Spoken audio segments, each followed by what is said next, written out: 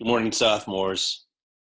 Last time we looked at the beginning of World War II and the rampage of the Axis across Europe. Now it's time for part two, or phase two, of our story of the Second World War. The Allies strike back. So get ready to take notes on how the Nazis and the Japanese were stopped by the Allies, which now included the Soviets, the British, and America.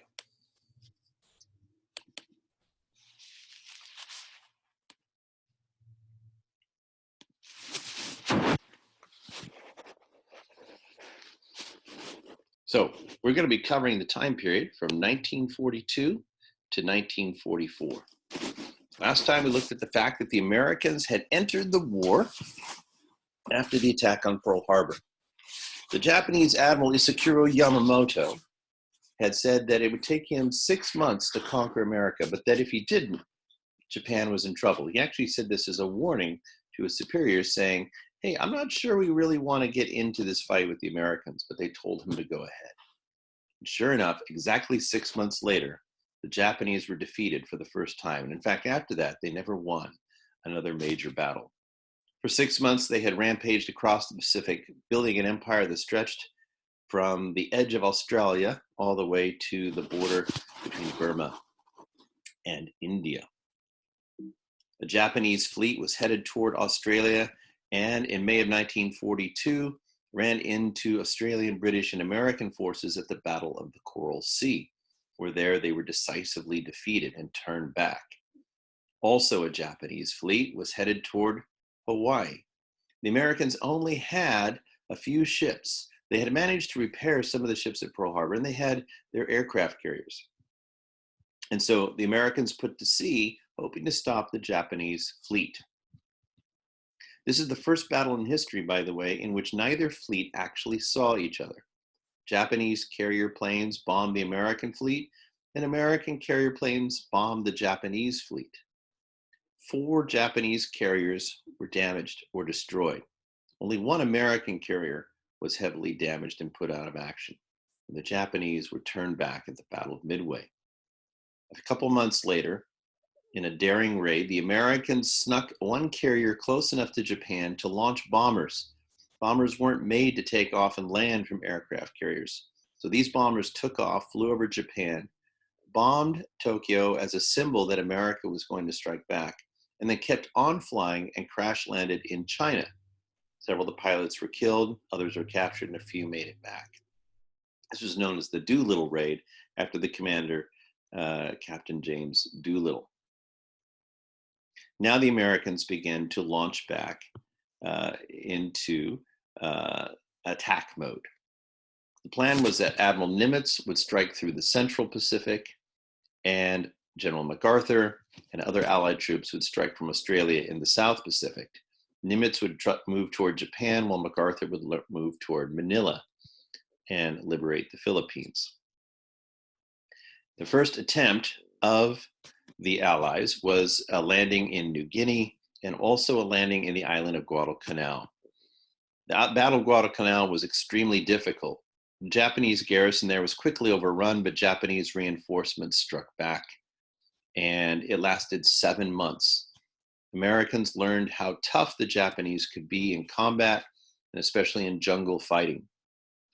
And they learned that the Japanese would literally fight to the last man. To give you an idea, German units with 30 or 40% casualties generally surrendered. Japanese units would take 80 or 90% casualties and sometimes would not surrender at all. Eventually, this caused American and Allied planners to decide they would not capture all the Japanese islands in the Pacific, but simply capture major islands, surround the little ones with a couple boats and let them sit there and leapfrog their way toward their target of the Philippines and Japan. This tactic would be known as island hopping. Over in British India, Lord Mountbatten commanded British forces and attempted to stop the Japanese advance through Burma, heading toward India.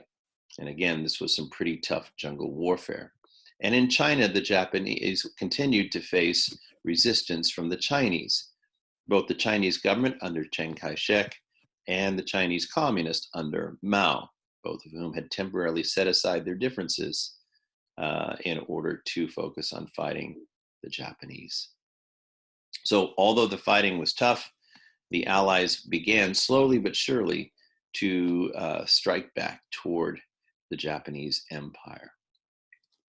Now, at this point, we should probably talk about what it did to life at home to engage in such a massive war. And just like World War I, this is total war, where everybody, in fact, probably even more than World War I, everybody was part of the war effort. What does that mean? It means that men are being drafted into the army. It means that if you're not drafted into the army, you're doing something for the war effort. My grandfather, for example, was a high school teacher, but he was also an air raid warden, driving around at night to make sure everybody's lights were off so that that little town in New Hampshire where he lived would not be bombed by the Germans. Yeah, I know it wasn't going to happen, but at the time, everybody went into, well, kind of a military lockdown mode, if I can use that metaphor, which we now appreciate a little bit. Women were told to conserve. Food was rationed. Many women went to work in war factories, leading to the famous Rosie the Riveter poster you see below me. And again, if you weren't working in a war factory and you were a guy, you probably ended up being drafted. The Russians had packed up and moved their factories to Siberia. And so when you think about home front, it's not just the American home front, but the British home front, the Russian home front, and yes, the German and Japanese home front. And we're not going to do a lot of American history, but we should point out this was a war against what were seen as racist empires. And yet the British had their own colonies, and America had its own segregation. Blacks in America talked about double V, or double victory, victory over the enemy, but also the chance to win a victory for equal rights. Initially, as we said, the military was segregated and in some ways remained segregated throughout the war. But shortly after the war, the Army was officially desegregated by President Truman. And many of the civil rights leaders of the 50s and 60s were military veterans. Groups like the Tuskegee Airmen and other Black units fought with distinction and began to change minds in America.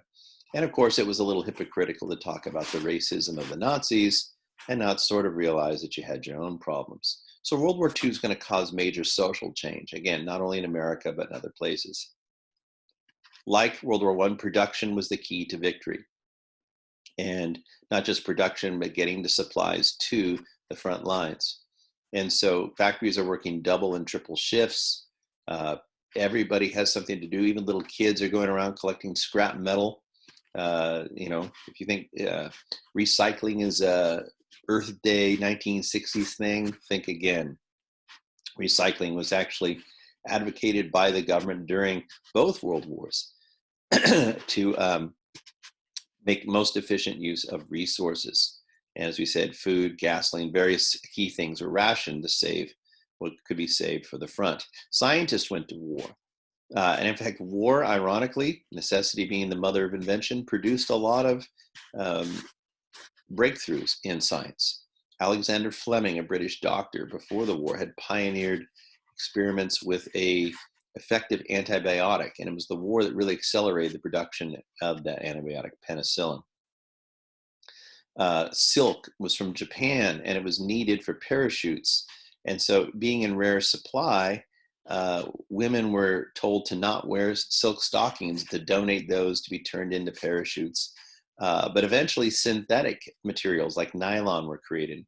Food preservation, so that food would survive the long voyage to the front without spoiling. And in 1945, the first modern, what we would really call a computer, was invented by the US military to calculate artillery trajectories, known as ENIAC. It took up a building the size of our school, core building. And of course, today it's probably sitting on your watch, that much brain power. The US was incredibly good at this. Between 1943 and 1945, 80% of all Allied war material was made by the Americans. By the end of the war, the British and even the Soviets were using American equipment. And so one of the things about the war is when we get to the end of the war, we see the Germans are really struggling. One American soldier said, "I knew we were going to win when I saw German prisoners rolling by in wagons drawn by horses." And the Americans, of course, had all the vehicles they needed. So as skillful as the Germans and Japanese were at the art of war, Americans could mass produce so much ships, tanks, equipment, that in total war, it's about producing the technology that is needed to win the war. Of course, like World War I, there was a whole lot of propaganda. Hollywood got in on it. You see the movie poster down there with Cary Grant, Destination Tokyo. And so Hollywood made movies, posters were out there. You can see the one about car sharing club. Again, carpooling is not necessarily a modern earth-friendly idea. It actually goes back to World War II, when people weren't quite maybe as aware of the environment, but they were aware of the benefits of car sharing. When you ride alone, you ride with Hitler. Some of them were amusing. Cartoons like Bugs Bunny made war propaganda. And so this was, again, part of the war effort. Now, once the stuff was made, it had to get there. The problem was German U-boats were incredibly effective at destroying shipping. Between 1941 and 1943, the Germans sunk hundreds of ships. In May of 1942 alone, 500 ships went down in the Atlantic. But the Allies began to develop better sub-hunting techniques, catapult-launched airplanes, sonar, and ships specifically designed to hunt subs. By 1943, the German Navy had been devastated as far as its surface ships go, and U-boats were beginning to take heavy casualties. In fact, of all German units, U-boat crews suffered the highest death rate by the end of the war. The British had destroyed many key U-boat bases, and it became quite dangerous to be a U-boat crew. Submarines remained a threat till the end of the war, but after 1943, American convoys were much more successful at crossing the Atlantic. And in the Pacific, it was American subs that were effective. By the end of the war, U.S. submarines had destroyed 75% of all Japanese-controlled ships in the Pacific. The Allies also began to bomb Europe. As early as 1942, British bombers attacked the city of Hamburg, striking back after the months and months of German bombing of England.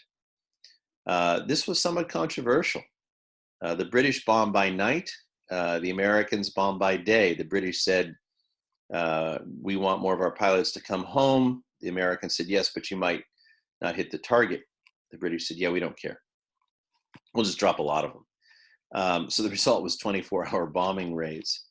The reality is that at every 800 or 900 bombs that went up in airplanes, only a couple of them hit the target, but the other ones went somewhere, and most of them weren't duds. So the reality is that civilians suffered major casualties. Almost every city in Germany and a number of other German-held cities were bombed severely during the war. In Dresden alone, in 1945, 250,000 Germans died in the bombing of that city, which, by the way, is as many as died in the 2 nuclear bombs dropped on Japan.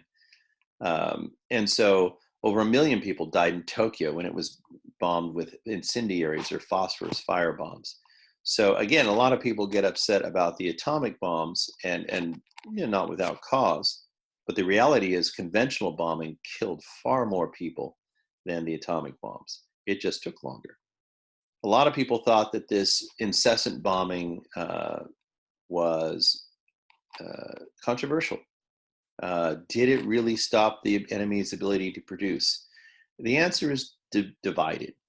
Germans were very clever at hiding factories and managed to keep producing in reasonable numbers the gear they needed up through just about the end of the war. But bombing did slow down and disrupt supply chains, and it did interrupt the production of key things for the Germans. So it was effective. Was it effective enough to justify the many, many civilians that died? Well, that's a debate that you'll have to wade into another time. Maybe a research paper in college or something. Nevertheless, it did sap the spirit of people in Europe that were on the Axis side. And in Italy and Germany, more and more people began to wonder why they were in this war. Another key thing to talk about is resistance. Many European governments had fled to England. The Poles, the Czechs, and others had set up governments in exile in London, working with the British and hoping to come back. Polish and French and Belgian and various other soldiers and sailors and fighters had made their way to England and fought as parts of the American and British Army in order to get their country back. Behind the lines, resistance movements, or partisans as they were known, engaged in guerrilla warfare against the German occupation. They conducted a number of important activities. They rescued Jews and other persecuted people, although some resistance movements, such as in Poland and Russia, were anti-Semitic and wanted nothing to do with that. But others did help and made significant contributions to helping people in danger from the Nazi regime. They also rescued downed Allied fighters. They engaged in acts of sabotage. They provided information, and Allied intelligence dropped agents into occupied Europe in order to give these resistance movements support and information, weapons, radios, what they needed to carry on their work. Now, it should be pointed out that sometimes these resistance movements didn't like each other. In Yugoslavia and Poland and many parts of Eastern Europe, there were communist resistance movements and then anti-communist resistance movements. And sometimes they betrayed and fought each other while they were fighting the Nazis, jockeying for position for who was going to rule that country after the war was over. But in general, the resistance movement did a lot of things to damage the German capacity to control Europe and wage war. And they did that in conjunction with Allied commandos and spies, all working together. There's lots of great stories about that. Some key things that the resistance did. In Denmark in 1942, tipped off by actually Germans, they managed to smuggle almost every Jew in Denmark out of Denmark over to neutral Sweden. In Poland, Polish resistance helped break the Nazi code and allowed allies for most of the war to listen to the Nazi radio traffic and know what they were hearing. They also smuggled out of Poland some of the earliest reports of the Holocaust. In Czechoslovakia, the Czech resistance killed the general in charge of the murder of Jews, and he was replaced by his lieutenant, but that was a big military coup. In Norway, they helped destroy heavy water, a product used to create a nuclear program, which the Nazis were working on. And in France, they helped prepare for D-Day by engaging in acts of sabotage. And at the end of the war, it was Italian resistance fighters that captured Mussolini and executed him. And it was the Greek resistance that liberated their own capital, Athens, as the British were arriving to help them. There was also Allied resistance movements in Asia, in the Philippines, in Vietnam. Asian populations organized resistance movements against the Japanese, and again, often with the help of Allied intelligence as well. We should point out that although there wasn't much resistance against the Allies, there were a few in places where the British had empire. There was a movement in India to link up with the Japanese. German agents connected with Arab resistance to the British colonial presence in the Middle East. And in fact, several key Arab leaders after World War II actually had participated in espionage for the Nazis. But by and large, the resistance was mostly focused in occupied Europe. So now back to the battlefront.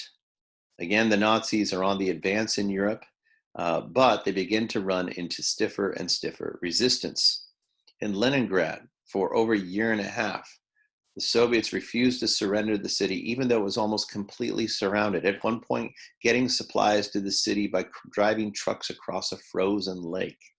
Things were so grim that people were reduced to eating rats and dogs and possibly once in a while each other.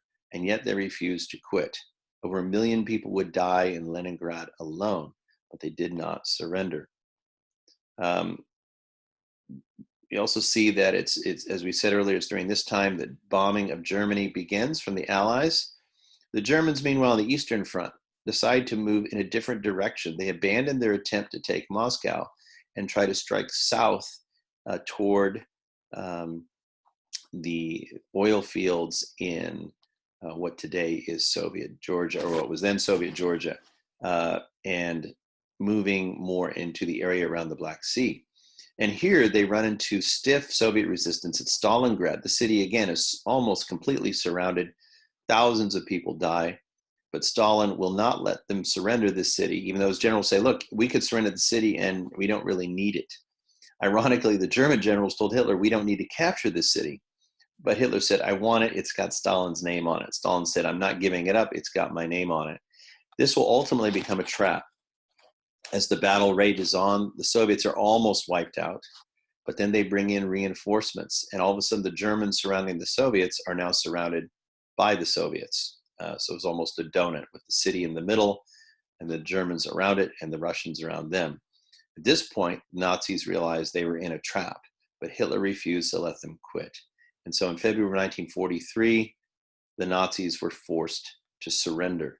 And something like 300,000 or 400,000 Germans were captured. Most of them shipped to Siberia. Very few of them survived. Meanwhile, in November of 1942, the Americans landed for the first time in French-controlled North Africa. That's Vichy French, the French who had allied with the Nazis. Resistance was light, and the Americans began to pour into Algeria and Tunisia. Meanwhile, just 30 miles from the Suez Canal, British General Montgomery held the line and stopped the Nazi advance, and then counterattacked. And slowly but surely, with the British advancing from Egypt and the Americans moving through French North Africa, the Germans and the Italians in Africa were caught in a vice and forced to retreat. By July of 1943, the Nazis had no choice but to abandon Africa, and the Allies really had their first victory in the European theater. Meanwhile, having won at Stalingrad, the Soviets engaged in their first real counterattack. One of the biggest tank battles in history was fought at Kursk in the Ukraine. Something like 4,000 tanks pounded away on each other, and the Soviets actually won this battle. The Germans began to realize that the war could be lost, and in fact, they began to get very nervous that things were not going to go well. At least some of them did. Meanwhile, in August of 1943, the Allies landed in Sicily and ironically got intelligence help from the mafia. And a month later, they hit the boot and started marching toward Rome up the boot of Italy. At this point, the king of Italy deposed Mussolini and arrested him, and the Italian government switched sides and joined the Allies. However, the Nazis weren't going to let it go. German commandos rescued Mussolini from prison, and the German army invaded Italy and stopped the Allies before they could reach Rome. And the whole Allied attack up the boot of Italy bogged down into a stalemate in the rugged mountains of the Italian peninsula. By this time, word had begun to reach the Allies about something horrible happening behind the Nazi lines, what we know today as the Holocaust, or in Hebrew, Shoah. And so we're going to finish this lecture with a quick look at the tragedy of the Holocaust. The Holocaust is, of course, known for targeting Jews, but we should remember the Nazis targeted a number of other people. About 12 million people, roughly, died in the Holocaust. About half of them were Jews. The other targets we should mention were people like the Gypsies or Roma, political activists, journalists, pastors, Catholic priests who resisted were also targeted. 3 million Poles and 2 million Russians were killed simply because they were Slavs, another inferior group according to the Nazi doctrine. Also, some homosexuals were targeted, although some Nazi leaders were homosexual as well. And a number of other people considered undesirable in German society were thrown into camps without proper trial. And these camps, there were hundreds of camps. Many of them were work camps. We should point out that there were even just French and Belgian young men who were put into forced labor camps who died from malnutrition and mistreatment along the way as well. In terms of the Nazi policy toward Jews, In 1934, November of 34, the Nuremberg decrees had begun the systematic elimination of Jews from German society. And the pressure was for Jews to leave, and about half of them did. Now, the irony is German Jews made up less than 1% of the German population. There was only about 500,000 of them. This was also when policies targeting mentally ill and physically deformed people were implemented as well. You see this poster basically saying that it costs 60,000 Deutschmarks to take care of a mentally ill person, and it implies that, you know, if we didn't have that person, a worker could have that money instead. The Nazis, of course, increased their intimidation after 1938 with Kristallnacht. We talked about that in an earlier lecture. But the reality is there wasn't really a drive amongst the Germans to round up and kill Jews until 1939. Although some Jews had been murdered, at that point, it had been a policy of causing them to leave Germany. There were only 250,000 German Jews in 1939. But with the successful conquest of Poland in September of 1939, now the Nazis had 3 million Polish Jews. And this is when they began systematic murder. At first, they send out troops of the SS to kill Jews where they find them. This began only a month after the invasion. And we know that Hitler planned to kill Poles, Slavs, Russians, and especially Jews to the east in his plan to create a new order for Europe. These mobile killing squads were called Einsatzgruppen, and they were not as effective as the Nazis wanted. Many of them began to have surprise mental breakdowns, and the Nazis wanted the Jewish population to be eliminated faster. What the Nazis did in Poland, and then later in Russia, where another couple million Jews were put under Nazi control, was to round them up and put them in the cities, what were known as ghettos. And of course, after 1941, with the Nazi invasion of the Soviet Union, there are millions of more Jews now under Nazi rule. The Nazis and the Soviets both executed Polish leadership. Thousands of them were butchered by the Soviets and the Nazis in order to reduce the Poles to a docile slave population. Meanwhile, the Jews were now being walled into certain neighborhoods and cities called ghettos. For example, the ghetto in Warsaw was a Jewish neighborhood that had once held about 100,000 Jews. But under the Nazis, it had over 400,000 Jews crammed into the same place. This led to starvation because the food was insufficient, disease, but this did not kill Jews fast enough. By fall of 1940, the Germans had begun to experiment with a gas chamber to execute people in mass quantities at a camp they had built at Auschwitz or Auschwitz in Poland. They had already used gas chambers and cremation of the bodies in their T4 program in Germany in 1938 against mentally ill and elderly people that were in homes, and it required a lot of money. And this program had been stopped by an outcry of German people, but the methods would continue. The critical moment that begins the Holocaust, that intensive 3.5-year period in which most of the Jews killed in the Holocaust, most of the people killed in the Holocaust, not just Jews, but Poles and Russians and others, begins with a conference in January of 1941 in a suburb of Berlin called Wannsee. By the way, there's a great movie called Conspiracy with Kenneth Branagh that talks about this. Their systematic plans are made by the German bureaucracy under the leadership of General Reinhard Heydrich to plan what was called the final solution. In other words, an industrialized, systematic, bureaucratic program to produce a high quantity of outcome. That may sound like a factory, and that's exactly how they talk, but the outcome in this case was dead bodies. This is the planning of the Holocaust. Now, Heydrich was killed a few months later by Czech resistance, but Colonel Adolf Eichmann, his assistant, would carry out this plan to the end of the war. Eichmann, by the way, eventually would escape to Latin America until he was captured by Israeli intelligence in 1961, tried and executed. There are 6 main death camps. We'll see those on the next slide. And so on this slide, you can see the ghettos that were set up in Poland and in Russia. These then were systematically emptied out, and the trains shipping people from Europe into the 6 death camps, all of which were located in Poland, were actually given higher priority than troop trains and resupplied for the German army. There are also hundreds of work camps, some with just a couple hundred, some with thousands. But ultimately, Jews would be funneled toward the 6 death camps, the biggest of which was Auschwitz. About 1.5 million of the 6 million Jews that died were killed at Auschwitz. Out of 8 million Jews under Nazi control, about 6 million would die. In Poland, there were 3 million Jews, less than 10,000 survived. Out of 750,000 Roma or gypsies in Europe, 2/3 were killed.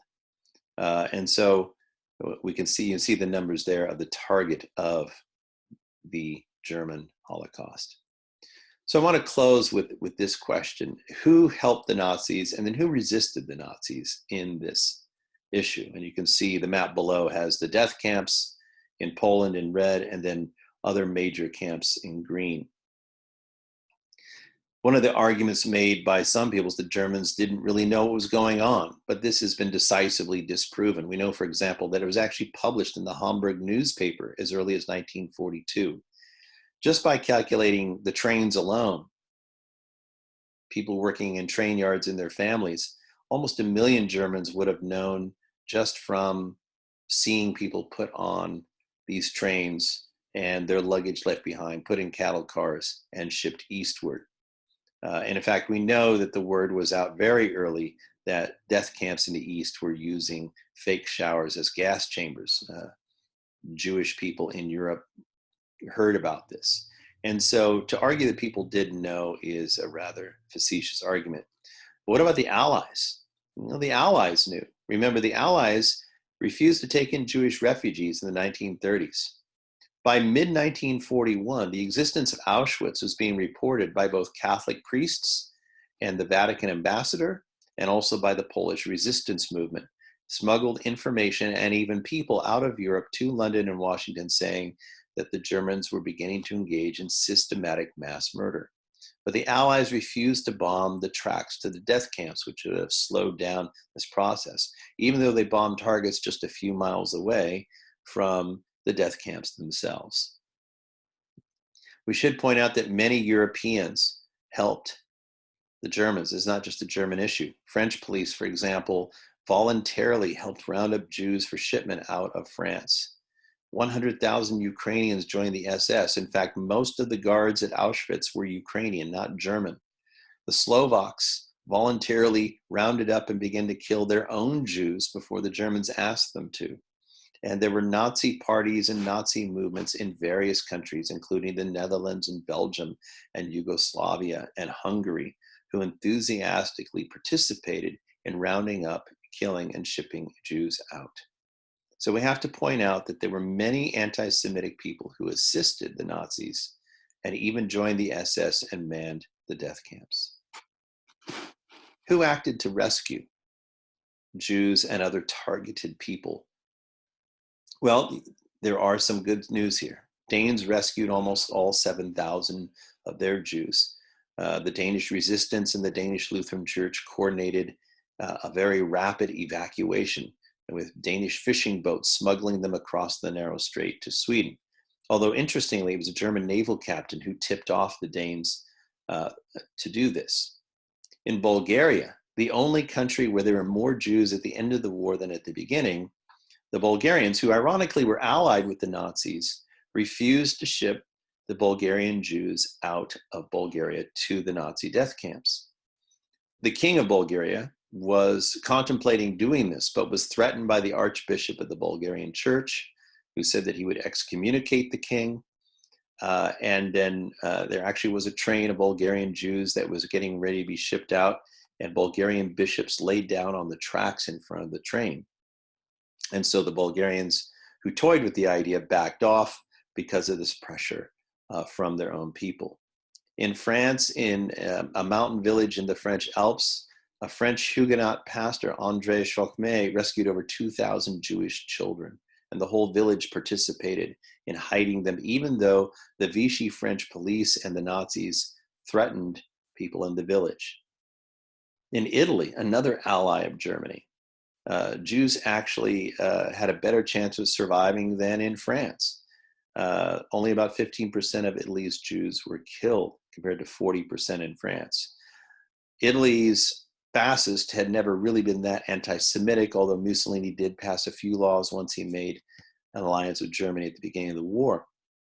But generally, Jews were left alone and allowed to live freely in Italy. When the Germans took over Italy, they tried to round them up. But it was not unusual for the Italian police to say, we'll go round up the Jews for you, to the Germans, and then go to the Jewish homes, knock on the door and say, in half an hour, I'm going to come arrest you. I'm going to go for a walk now. And so in a very Italian way, they attempted to shield Italian Jews, seeing them as Italians and not really liking the Germans very much anyway. There were people who rescued Jews for money.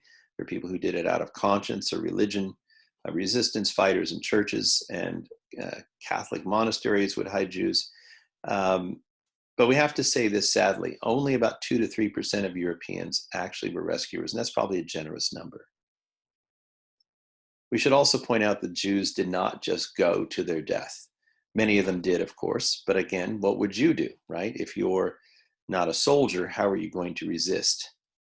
But there were resistance movements. There were many Jews, of course, went underground. In fact, in Germany, a Jew would passing themselves off as a German was actually called a U-boat. They were under the surface, if you will. In Eastern Europe, there were bands of Jewish partisans or resistance fighters that organized. One had over 10,000 members and fought in the forests of Russia. Even in the ghettos, resistance was organized. In the Warsaw Ghetto, the last few thousand Jews decided to fight back and actually drove off the SS for several days. And the SS was forced to call in the German army to finish them off. Even in the camps, there were revolts. At Auschwitz, a couple of the ovens were blown up. And at Sobibor, there was a mass breakout of Jews. Most were killed, but a few managed to survive. The famous historian Raoul Hilberg pointed out that there were 4 kinds of people in Europe. There were the victims. We know who they were. They were the perpetrators. There were the rescuers. But in reality, most people in Europe were bystanders. They didn't kill anybody, but they didn't do anything. It's common for us to say, what would I do? I'm sure I would have been a rescuer. But let me leave you with this thought. You can walk into our cafeteria and you can find victims and you can find perpetrators. The question is, are you going to be a rescuer or a bystander? Because this tells us a lot about how humans are.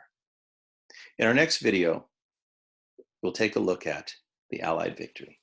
Until then, take care.